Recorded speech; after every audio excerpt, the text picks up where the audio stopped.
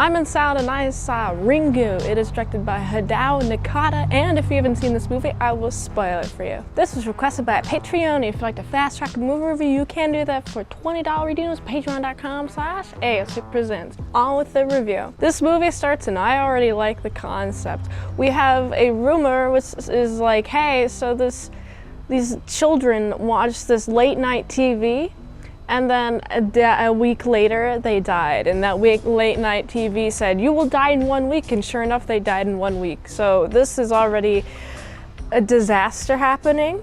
And I do like the two chicks having a friendly conversation about this at the very beginning. They're like, haha, yeah, we're not going to take this seriously at all. And then one of them like, oh, but they did die in a week. Isn't that weird? And it's like, yeah, that is weird. And I'm thinking, yeah, that is totally weird. What is going on here? So as the movie goes more and more, I'm like, okay, this is definitely strange. This lady definitely does exist. Something weird is happening. A bunch of children are dying. More and more children are dying. And like as the tension builds up around this late night television thing that happens, oh yeah, even if you just record it, even if you record a VCR by accident, even if you do it and you just because you didn't know what channel your late night television hosting was on in that little time frame, it was on a different channel than it usually was, and you accidentally record that, you too can die if you look at this lady. And I'm like, why does this lady want to kill everybody? I think this lady, like Ghost, at this point is haunting all of these bodies and then causing these guys to die. And it's like, jeez, stop that lady. First of all, you're already dead. Why are you trying to get vengeance, I guess?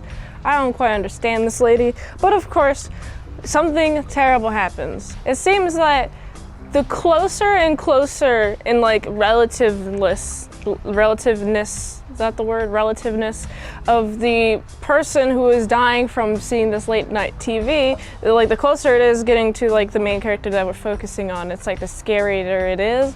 And then, oh no, I saw the television program, and now we have a week to figure out what the heck's going on. And within this week, I'm like, I like this already. I like the week part. It's, everyone's just freaking out, panicking. She's only telling like a few souls. And at this point in the movie, I'm just thinking to myself, you know, if I were in this situation, I feel like I'd be telling everyone what I saw on the TV. Will they look for this? Possibly. Sure. I mean, that's the idea. Somebody would look for this. And it seems that if people were to look at this television program, they would also die. But I would hope in sharing this information, sharing the description of what I'm seeing on this television screen, then somebody will do a little IP search, or I don't know how anything works really, but you know, I just hope somebody would find something with the information that I'm providing. So that is why I would share all the details. But it seems like everybody in this movie isn't really sharing the details of what's happening on this television screen, because the rumor is if you show what is happening on this television screen, then they'll die in a week as well. So there's more reason to keep this more hidden, to protect your loved ones. I get that 100%. I also am just like, well, if you don't share this with anyone, you're on the line for like more people dying in the future because you're not sharing this information that you have. It's like, I feel like the best comparison is, you say there's a bee's nest in the corner of a house, and every time you walk by that bee's nest, you get stung, but, and you're like deathly allergic to it, but you don't tell anybody about this bee's nest, and everyone in this house is allergic to this bee's nest. So you just go around, oh, they're dying, oh wow, they're dying, where's the location of this crime that's being committed? Oh, if someone was just like, hey, there's a bee's nest up there, like this freaking video, if someone described what was happening, then less people would die. But I mean, I completely get it though. I understand the human fear element, which I really like this movie for touching on. I just had a lot of questions watching this movie. The first 2/3 of this movie really kept me strongly interested. I was like, what is the meaning behind all of this? And then like in the last third, when she actually is able to outlive the killer trying to kill her. I was just like, okay, so she's found a way to avoid the killer. Does this have to do with her being on that boat with her partner who was supposed to die a day later than she did? No.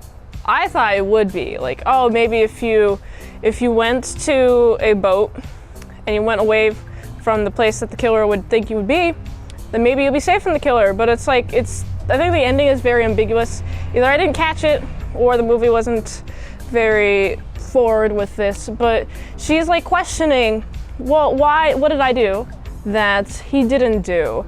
And at this point I'm like, wait, what did you do? What did you do? Like, I'm not sure. I feel like you should really figure this out. I wish I knew. But I guess this movie's ending is very open to interpretation. I honestly think it was, I don't know actually. What do you think? What do you think it was in the comments? If I had to guess, what she did do, that the hobo, that the fiance, whatever the heck, that hobo guy didn't do, is that she's just simply ignored all calls that could have been around the time that she got murdered. Or maybe she appreciated life. I mean, she was being pretty hysterical at some point in the movie and she had to be calmed down. But like towards the end, she's like kind of content. She's like, oh yeah, this is the last day. And then it's like, oh my goodness, why am I still alive? And so this movie also ultimately taught me that I should be appreciative of the life that we got. This was an interesting movie. Honestly, I like playing with these pool things. You know the Korean things? They have in pools. Yeah, these are fun. I used to have a pool. Someday I would like to have a pool. I'm in Florida right now. Flo Rida. That's a hip hop artist guy. He's a guy. Frickin' what songs did he do? Baby, down, down, down, down, down. That's not Flo Rida. Whatever. Anyway, that's not pertaining to this movie. This movie is pretty interesting. It felt good to watch it. I didn't feel any anger towards it. You know, kind of just like the volume that I'm going at right now is what I feel about the movie.